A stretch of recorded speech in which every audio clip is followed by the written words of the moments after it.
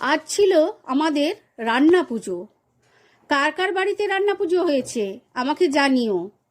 আমি করে নিয়েছি সব রকম ভাজা, যেমন বেগুন ভাজা, করলা ভাজা, আলু ভাজা, পটল ভাজা, কুঁদরি ভাজা, সব রকম ভাজা বানিয়ে নিয়েছিলাম। আর রেখেছিলাম ওলের বড়া।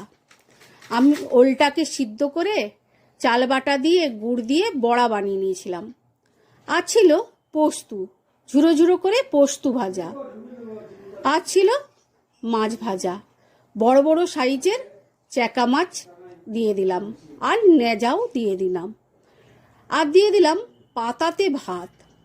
রান্না পুজো মানে পাতাতেই তো খেতে ভালো লাগে, তাই পাতাই ভাত দিয়ে দিলাম। আর করেছিলাম মাছের তেলের তরকারি।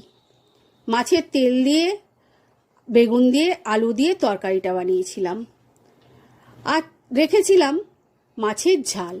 আমি মাছের ঝালটাকে সর্ষে বাটা দিয়ে, কাঁচা সর্ষে দিয়ে, কাঁচা সর্ষের তেল দিয়ে, লঙ্কা দিয়ে বানিয়েছিলাম।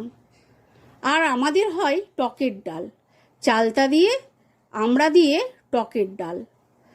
আর শাক ভাজা, সন্না শাক ভাজা। আমাদের রান্না পুজোয় সন্না শাক ভাজাটা দিতেই হবে। তোমাদের কার কেমন লাগলো জানিও।